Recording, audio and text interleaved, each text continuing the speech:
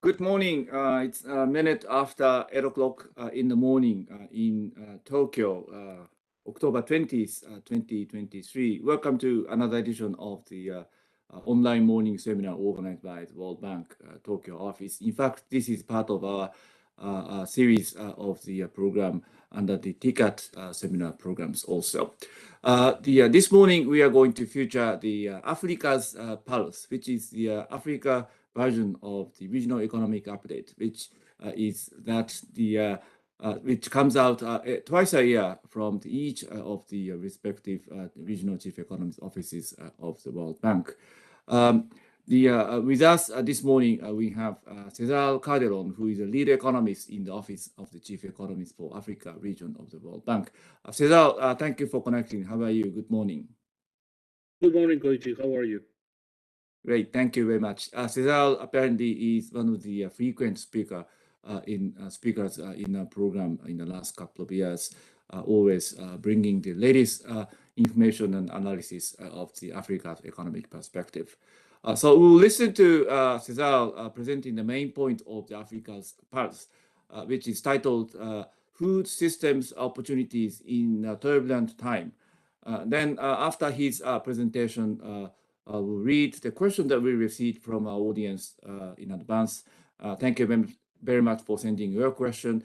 If you have not if you did not have an opportunity to send your question in advance, please send your question by online form posted on the announcement page of the seminar, or simply post your question on the YouTube chat section on the YouTube screen. I'll read your question, asking Cesar to respond during the Q&A time. With that, I'd like to ask Cesar to come in to formally start your presentation. Cesar, over to you. Well, thank you, Koichi, again for inviting me to the morning seminars, online morning seminars in Tokyo. It's a pleasure to be with you and the audience here. Today we're going to present the main findings of the Africa's Pulse, and as you can imagine, the outlook is not too positive. Somebody would say that the outlook is a little bit gloomy. What we find is that for 2022, economic activity in sub-Saharan Africa is going to decelerate. It's going to go from 4.1% growth in 2021 to 3.3% in 2022. If we compare to the forecasts that we had back in April, we have even downgraded our forecast for 2022 by 0.3 percentage points. Why that deceleration? That deceleration and that downward revision is pretty much explained by the series of multiple uncombated shocks that were affecting the African economy during this forecasting period. You have a slow global economy, you have tightening financial conditions, you have elevated inflation driven by rising food and fuel prices that was at the same time exacerbated by the war in Ukraine. You have adverse weather conditions, and also you have the rising risk of debt distress in many countries in the region. If you observe that graph, the graph on the left, you have the depiction of both the GDP growth and the GDP per capita growth. And if we observe per capita growth, which is the one that matters for poverty reduction, we observe that for 2022, that growth rate is a meager 0.7%. So once we account for population growth in the region is growing only 0.7%, which, as we know very well, is not enough to generate a reduction in poverty. And it's not like the situation is going to get better. In 2023 and 2024, growth per capita is going to inch up a little, but it's going to be only 0.9% in 2023 and 1.3% in 2024. Again, poverty reduction scenarios are challenging in the region, and the challenge is compounded by the fact that the growth elasticity of poverty in Africa is low compared to other regions. Again, as we said, with those growth rates, we're not going to reduce poverty. But at the same time, in 2020, we had a big shock, which was the pandemic. And the pandemic reversed slightly the trend of poverty reduction. Poverty, in fact, increased during the pandemic, and now it's declining, or it's expected to be declining, but from a much higher level, and it doesn't seem to. It seems that at the growth rates that we have for the region, it will take many years to reach the pre-COVID trend that we had in poverty reduction. In the case of we know that the Africa region is very heterogeneous. So the performance across different subsections of subregions in sub-Saharan Africa is heterogeneous. And we have here the two administrative regions that we had at the bank. On the left is the Eastern and Southern Africa, and on the right is Western and Central Africa. And we observed that qualitatively they move alike, but there are differences in terms of magnitudes. Typically, the West tends to grow at a faster pace than the East. Well, a slightly faster pace than the East. No? And if we observe this graph well, the trough that you observe, the fall, the decline that you observe in GDP per capita during the year of the pandemic is much higher among countries in the East than among countries in the West. And the rebound is relatively similar, I would say, in both regions. Again, the per capita growth is also very small. In the case of, I think in the case of the East is even smaller than the regional average. In the East is 0.4%, whereas in the West is 1.0. Even though the West is growing at a faster pace, quote unquote, it is not enough to revert the trends that we're observing in poverty reduction and inequality increases. So, as we were saying in the beginning of the presentation, why the deceleration?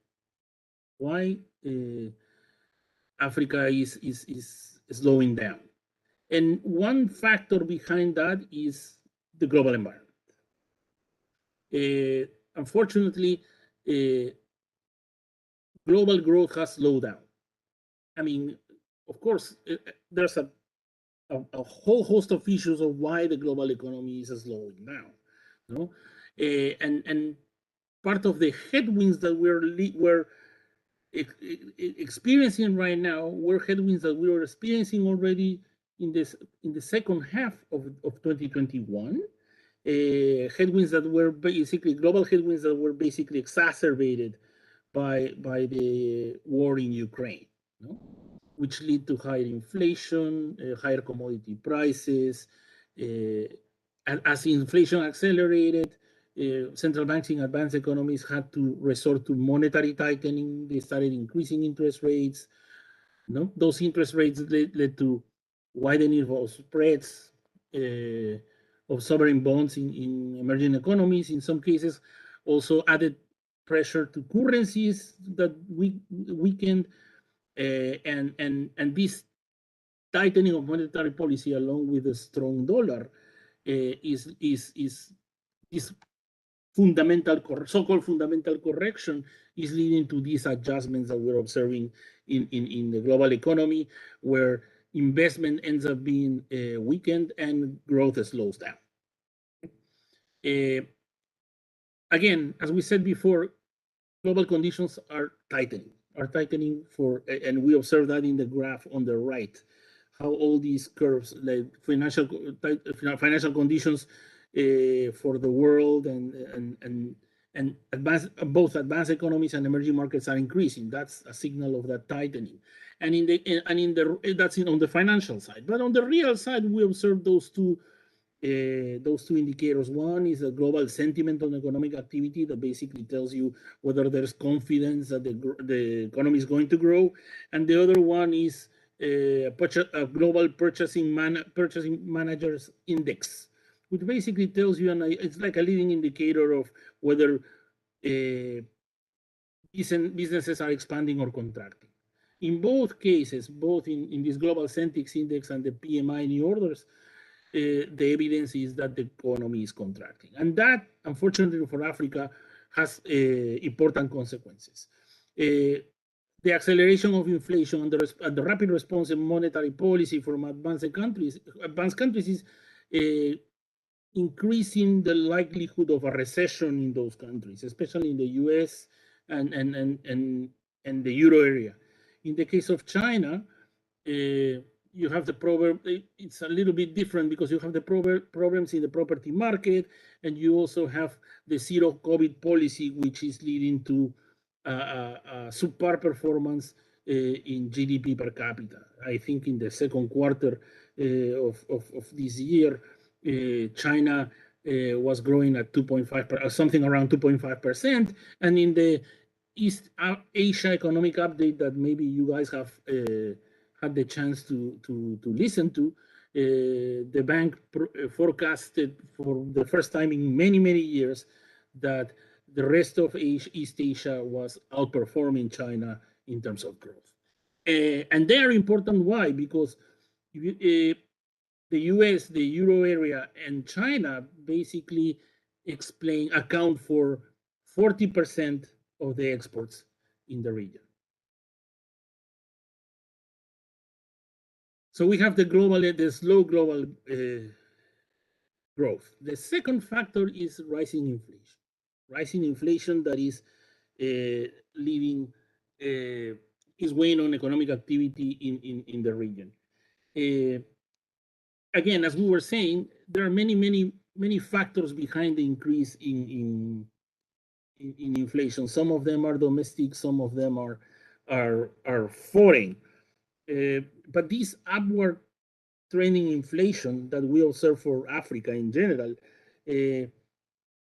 it's basically following the post-pandemic period, as I was saying, in the second half of 2021, and it accelerated even more during the outbreak of the war in Ukraine. And this increasing inflation, rising inflation in Africa is basically fueled by, on the one hand, by rising commodity prices, especially food and fuel, a high pass-through that we're going to show later in the report.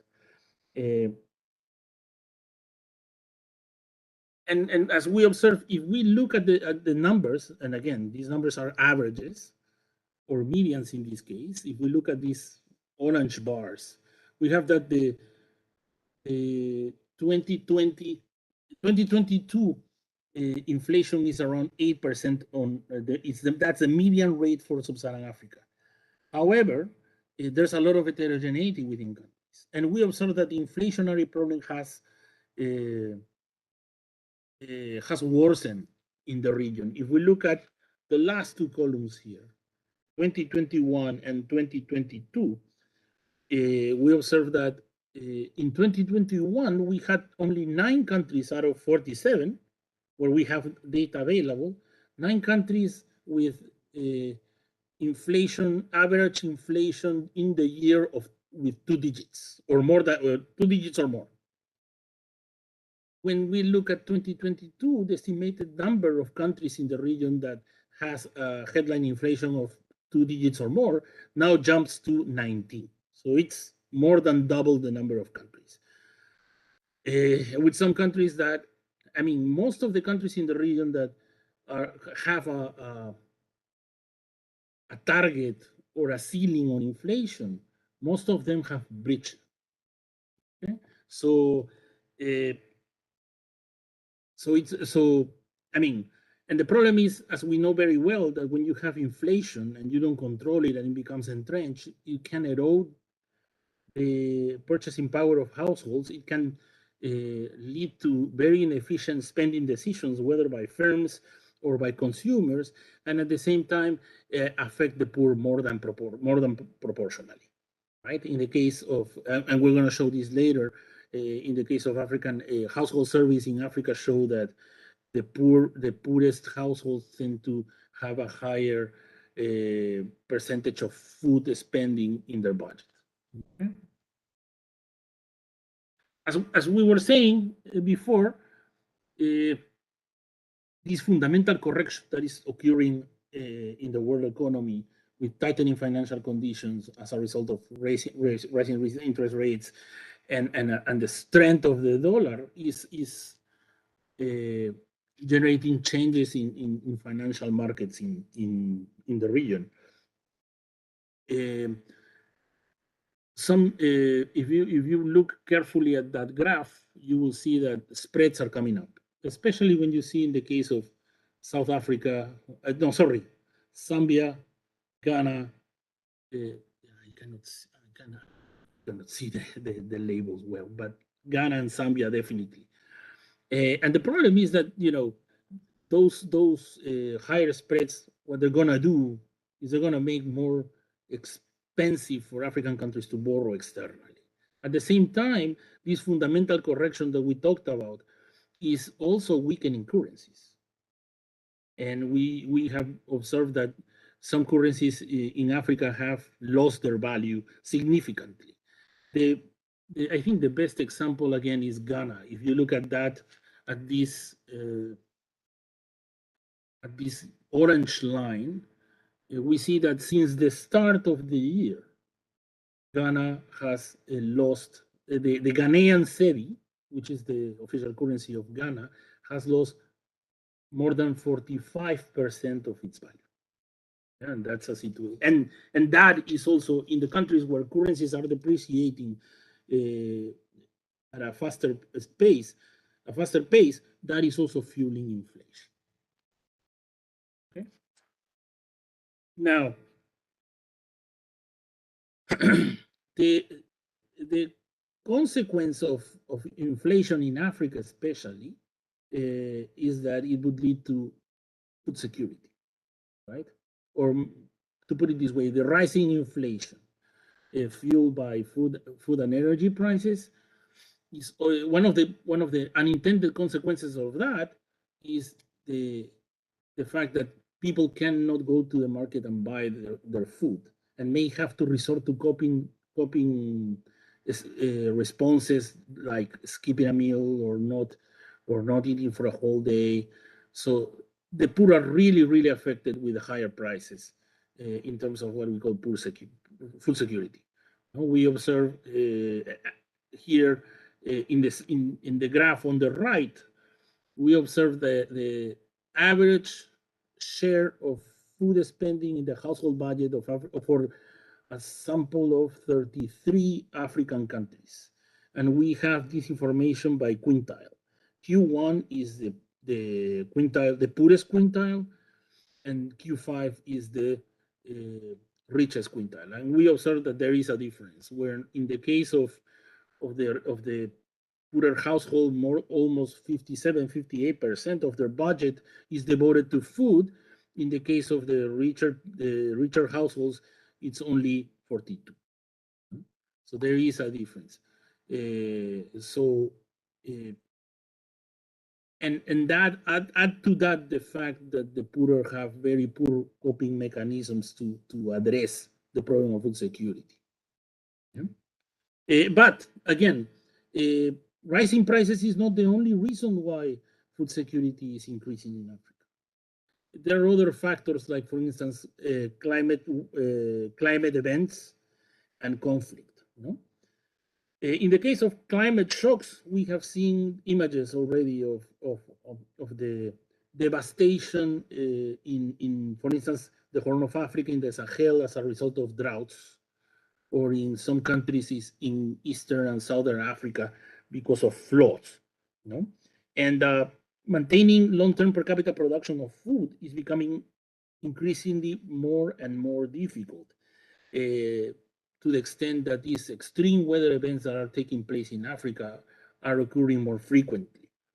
For instance, some estimates show that food security will decline between 5 to 20% on average with each major episode of flood or drought, and that's something that is really worrisome for the region. Conflict is also another important factor to the extent that for instance, it can disrupt transportation of food from one place to another place, no? Or they could destroy infrastructure that is good not only for transportation, but let's say for storage of food. Uh, and the problem is that these create acute shortages that would transform into price spikes. No? And other factors are structural factors that are associated with what? With low productivity in agriculture, associated with uh, lack of infrastructure and food waste. Policy distortions also play a role in the food insecurity problem in Africa, to the extent that agriculture spending is devoted, a big portion of agriculture spending is devoted to subsidies that are not targeted and have not been able to improve the yields of crops. Okay.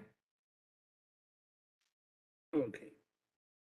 So after this gloomy picture, what can policymakers in Africa do? And that's a question that everybody is trying to ask. What can they do? Do they have the space to react? And if we look carefully at what they're doing, for instance, right now, and you have that slide in front of you, some sub-Saharan African countries are raising rates. You can observe there that black dot is the current level of the interest rate in the specific country, whereas the red portion of the bar is how much it has increased the interest rate since December 2021. Of course, this case that you observe here, the biggest one is Ghana, where interest rates are now at 22%, and it has increased like 750 basis points only this year. There are other cases also where the rate is high, like Zambia, like Uganda, Nigeria. And those are typically cases of countries where inflation is into digits. But they are trying to raise rates. Some countries also in sub-Saharan Africa have started consolidating. And we observe that by looking at how much the primary balance has changed between 2022 and 2020. In some cases, we're talking about a big consolidation, like in the case of Congo, Republic of Congo, although in the case of the Republic of Congo, it could be also that consolidation might be attributed to windfall gains from oil prices. No? And in the case of Botswana, also might be also an issue of not only of cutting spending, but also more revenues from commodities. In the case of Botswana, maybe it's just diamonds and other metals and minerals. Okay. So, do countries have space to react? And one of the things that we started doing in our analysis is take a look at how much is the fiscal space to some extent. And what we find is that for many countries in the region, the fiscal space is almost depleted, because you have a kind of like a Molotov cocktail with high debt levels, high borrowing costs, and depleted savings. You can observe the first graph, the one on the left, that shows what is the primary balance of sub-Saharan Africa and also some groups of countries. And you observe, for instance, the blue column is the one that tells you what was the fiscal position of the countries before the global financial crisis, then the fiscal position after the commodity price decline in 2014-15, and the last one is the pandemic period. And we observe there that the fiscal savings have depleted. In some cases, especially in the last one, in the last period, is because countries had to spend because they needed to protect lives and they needed to protect livelihoods. So this combination of high levels of debt that we're observing in the economy, where you have, I think the level of public debt on average in Africa is around between 60 and 62% of GDP, although you have countries with more than 70. The high levels of debt, the higher borrowing costs. If you think about it, a country like Kenya, so its cost of raising Eurobonds doubled in 1 year. And the depleted savings that we're observing is a combination that is basically exacerbating the debt vulnerabilities presented by African countries. The second graph, the graph on the right, pretty much shows what is the classification of IDA eligible countries in sub-Saharan Africa with either low, moderate, high risk, or already in debt distress. And one of the lessons that can be, there are two lessons that can be taken from this graph. One, that right now, no country in the region, no IDA eligible country in the region has a low risk of debt distress. That's the first one. And the second one is that 22 countries, which in this case is more than half, almost 60% of the IDA eligible countries, 22 countries are either in high risk of debt distress or are already in debt distress. No? So you see, that basically gives you pretty much an idea of the assistance that these countries may need in terms of, say, debt restructuring or reprofiling, etc. Next, I like this graph because this graph basically shows you what are the policy tensions in sub-Saharan African countries. For instance, if you look at, we made this classification where we show countries with some fiscal space, meaning that they had a surplus in the primary surplus or a very small deficit, no bigger than 3%, and countries below inflation, meaning countries with inflation that was lower than 4%, which was the rate of world inflation pre-COVID, right? And then, of course, when you exceed those thresholds, we're talking about high inflation and lack of fiscal space. So there is a small group of countries here that have low inflation and have some fiscal space. Those countries have some room to accommodate monetary policy and also provide certain support to aggregate demand, whether it's monetary or fiscally, but keeping in mind that they need to have on the back of their heads the goal to preserve price stability. If you look at what is a common denominator among many of these countries are oil abundant. So they have had a big windfall of an important windfall from commodity prices, from oil prices. That doesn't mean that they have to spend it. No, if they are going to spend it, they have to spend it wisely. The spending has to protect the most vulnerable, to inflation, and also that windfall can also allow them to finance some structural reforms needed to set the stage for sustained growth in the future. In the case of countries in the other extreme, they have high inflation and they have lack of fiscal space. In this case, the policymakers will need to have a fine balancing act of trying to keep inflation down while protecting the vulnerable. In a context of consolidation where spending is dwindling. But the idea is, even if you have dwindling spending, you can control. I mean, the policymaker, the fiscal policymaker, can control where they spend the money, and this is where the policymaker will have to check, will have to assess high return, high value projects. Okay.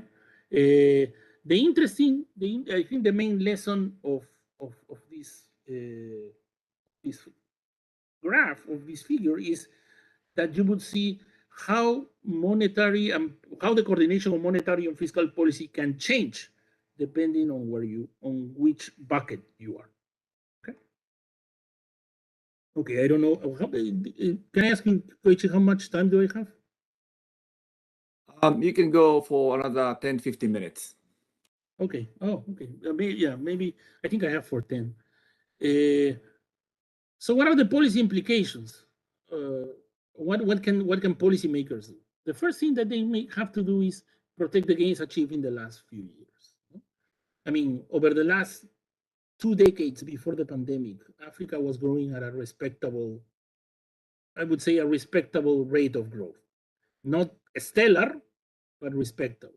And there was some progress. There was some progress in terms of poverty reduction, inequality reduction, better human development outcomes when you think about increasing life expectancy, reduction in mortality rate of children under 5. No? So the idea is not to lose, not to have a reversal of these gains.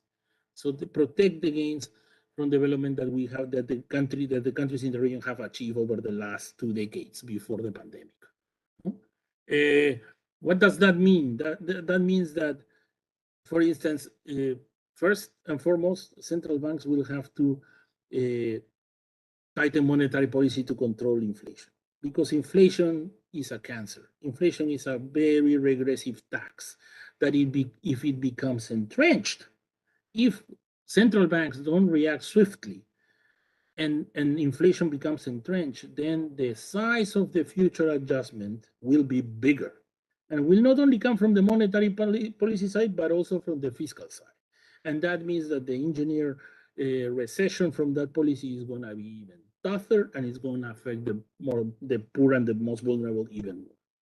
So central banks need to follow the course and implement policies to control inflation, to avoid that inflation expectations are the anchor, and they need to restore price stability. The second one is social protection.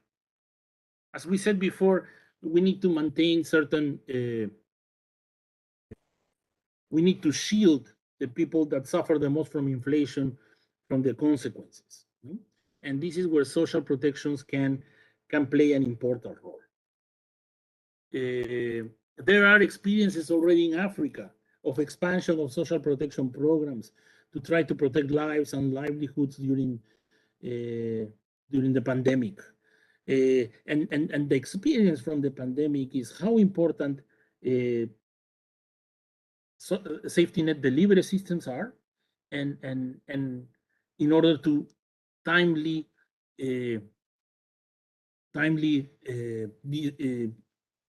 transfer cash or in-kind transfers to the people that really need it. In this context, the digital technology has played a very important role. And you have programs like the one in, let's say, Sierra Leone or Togo, that have been able, through digital technologies, have a list of beneficiaries and try to reach to these beneficiaries on a timely fashion through e-payments. No? That basically not only improves the targeting, but also improves the targeting and eliminates waste. But cash transfers not only address the problem of poverty. Now cash transfers, there's a new generation of cash transfers program called the Cash Transfer Plus, where cash transfers are made for people to invest. For instance, they would give you like a lump investment sums, or they can provide training for micro entrepreneurs, among other things. Some cash transfer programs are also come along with temporary employment programs, and there are experiences of that in Africa. This the second pillar in terms of what policymakers can do is support growth. But this is a tricky balancing act for a policymaker, a balancing act that is not trivial. How can I support growth while at the same time I'm trying to control inflation?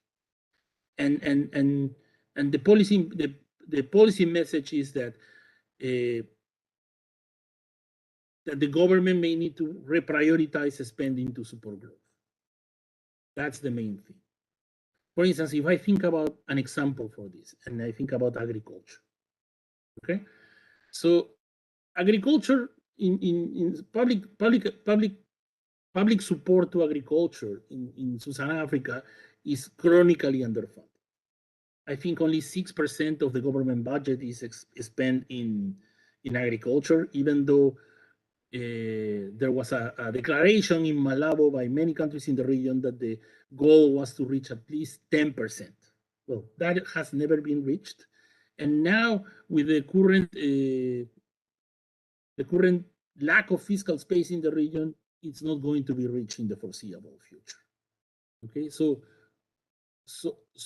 what should they do? What they should do is try to repurpose spending away from inefficient spending to spending that can give you a high output and job multiplier. Let me give you an example. Subsidies, food subsidies in the region. Probably 1/4 of the agricultural budget goes to subsidies. Subsidies are typically not targeted, and that have led to a very poor supply response. Maybe what policymakers can do is repurpose the money spent in those subsidies towards more high-value activities like human capital, technology generation and diffusion, research and development, infrastructure, market connectivity, etc. That, of course, implies that the country needs to strengthen the institutions that govern fiscal processes, and that can help them improve management, not only fiscal, but also debt management. And here, transparency is very important. Transparency and accountability from the part of the policymakers is very important.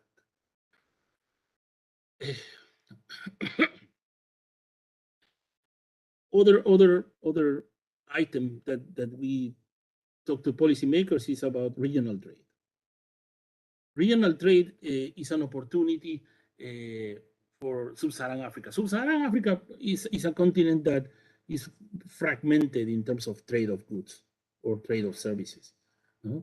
There is, I mean, if we look for the region as a whole, there is very little in terms of intra-regional trade overall, and the case is even worse in agriculture. No, so regional trade basically presents an opportunity not only to serve new markets, but also enhance resilience to international shocks. No?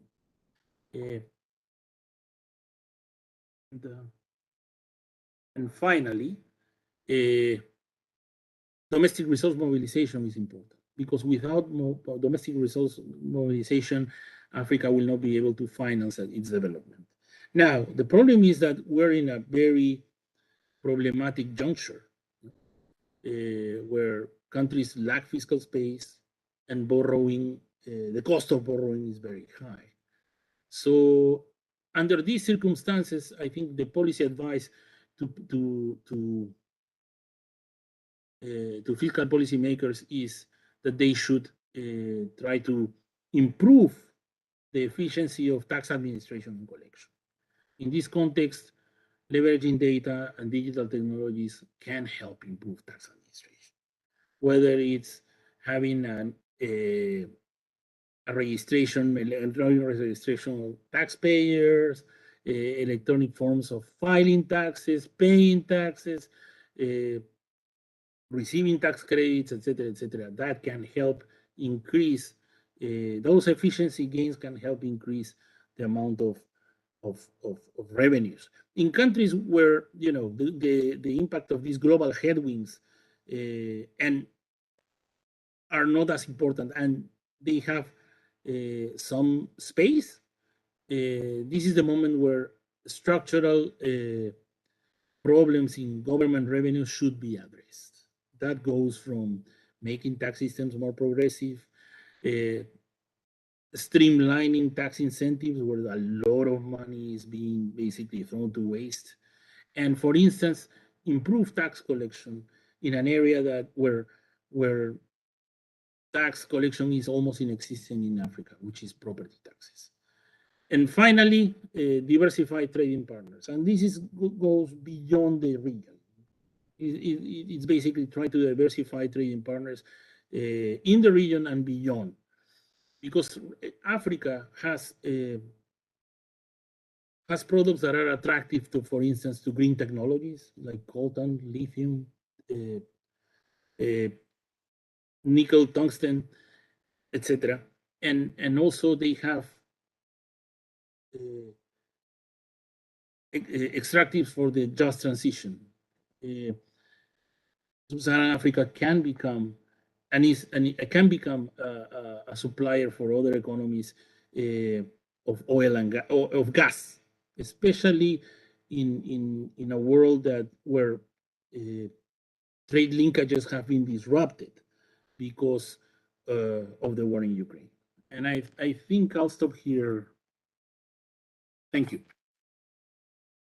Thank you very much, Cesar, for your presentation, giving us a snapshot of the main findings from the Africa's Pulse latest edition, which was released earlier this month.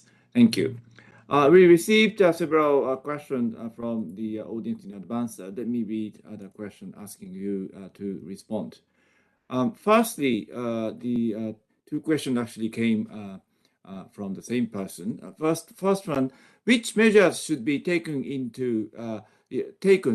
order to control inflation among developing countries in Africa? It's a broader question, but if you can talk a little bit about this, please, Cesar. Sure, no problem. Give me 1 second. So the question is about controlling inflation. I mean, as I said before, we are in a very problematic juncture in the world economy, where there is a threat of stagflation, which is basically recession, high inflation, and central banks are basically. I mean, when we were talking in April to policymakers, the dilemma was basically should we support economic activity or should we control inflation, fight inflation? Now in October, the dilemma is different. The dilemma is how much should I adjust in my monetary policy in order to reduce inflation? So the game has changed. And as I said before, the monetary and fiscal policy choice will depend on the type of regime that you have, whether you have a flexible exchange rate regime or a fixed exchange rate regime, and also the space that you may have, either monetarily or fiscally. As I show in that, I think I'm not sharing the presentation anymore, right? You are not. You are not. Oh, it's okay. Don't worry.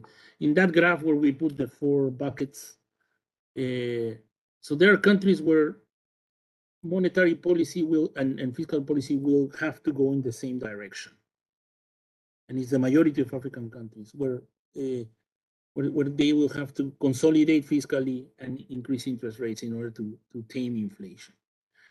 For those countries, the important thing is also to improve the quality of their spending.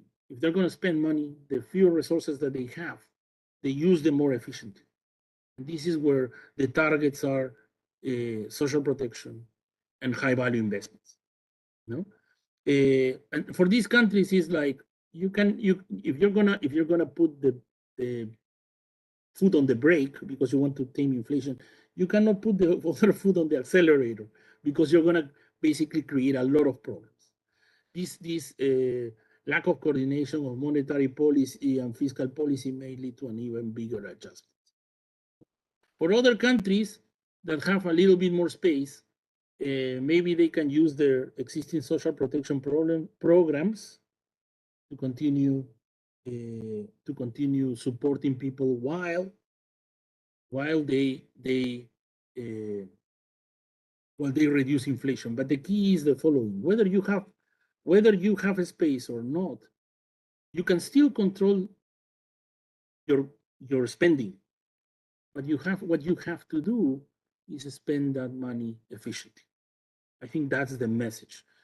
Continue the course with reducing inflation and use more clinically the resources that the government has to spend. I think I'll stop here. Thank you very much for your responses. Another question from the same person, actually, Najio Yeko. Thank you for your question. The question is now about the private sector side. How should the business men and women deal with the inflation? How should the private sector deal with the inflation in order not to have their business from the collapsing? Well, I mean, it depends on the type of the business. I'm going to try to give a very broad answer, but again, it depends on the type of business that we're talking about, right? Some of the things that I may say may apply to some types and not to others, and vice versa.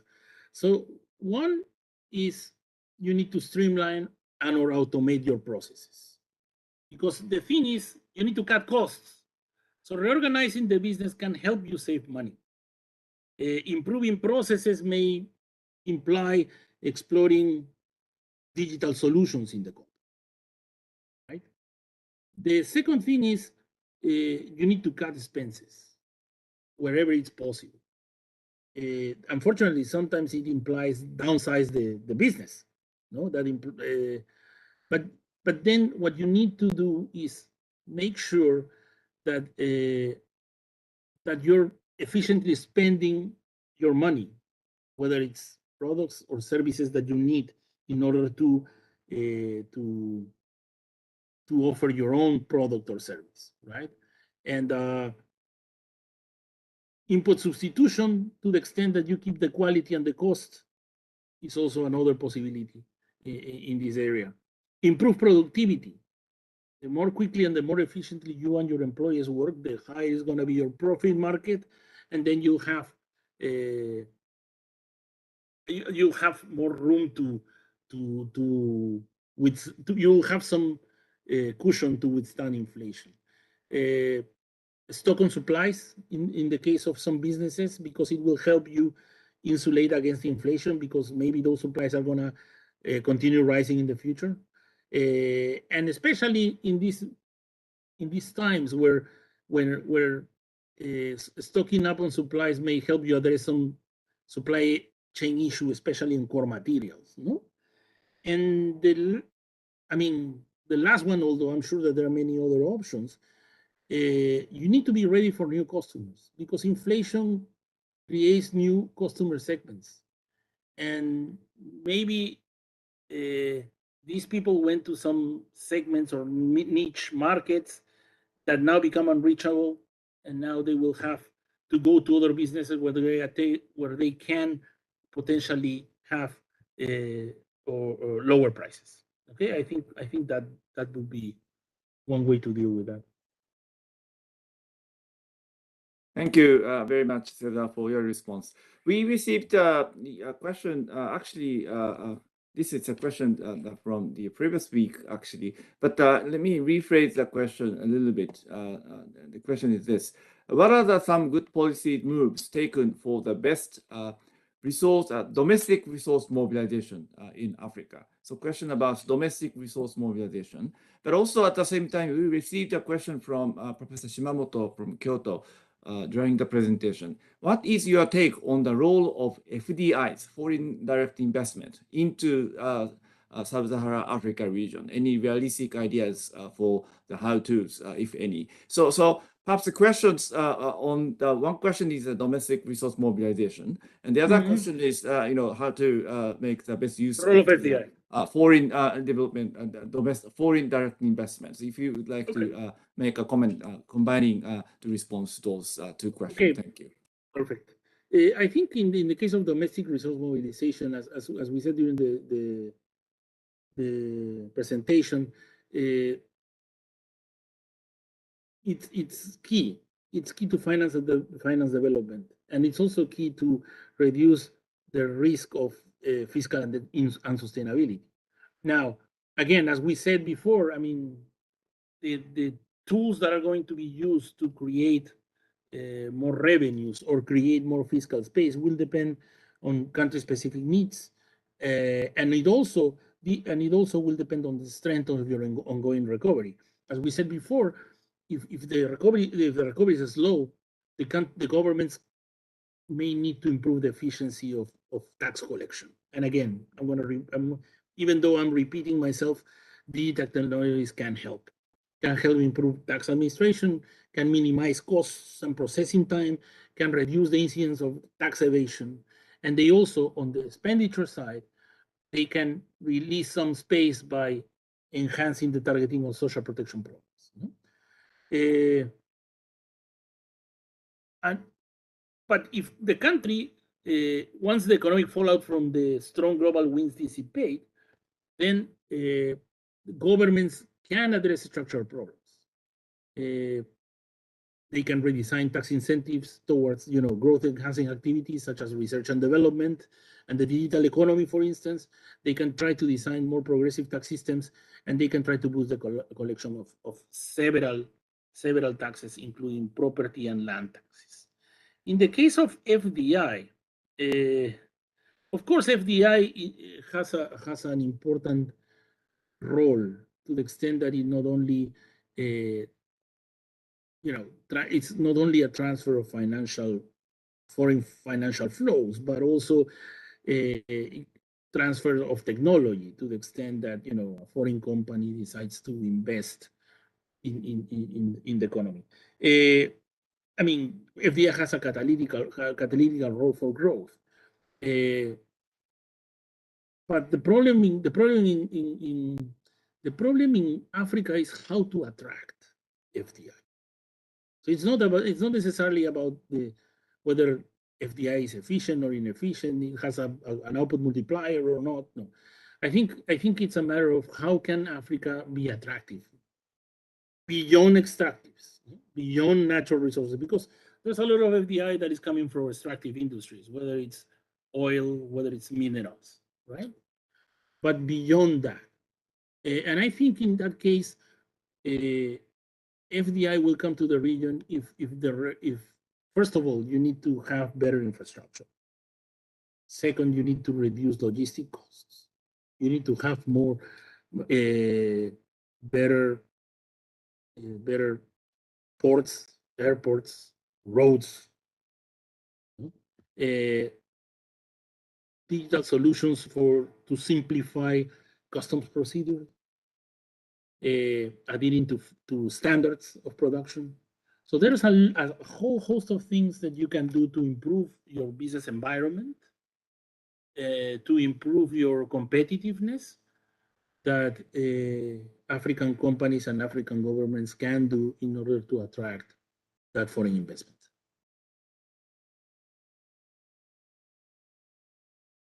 I'll stop here. Thank you. Thank you very much, Cesar. Any final remarks from you before wrapping up the seminar very quickly, and then we wrap up. Yeah, I think that even though the outlook is a little bit of doom and gloom, I think every crisis presents an opportunity, and this crisis is presenting a lot of opportunities to countries in the region that they can take advantage, whether on agriculture, whether on extractives, and in the countries with some fiscal space, finance some structural reforms. Because it's true that African countries need to stabilize inflation, but at the same time, they cannot forget that they need to set the stage for sustained growth in the future. I'll stop here.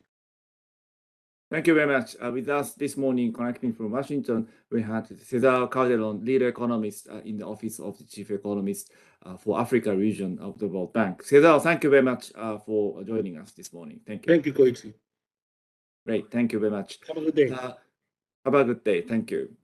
Tomorrow, we have one more morning seminar. We are going to feature the new report, which is titled Toward Safer and More Productive Migration for South Asia.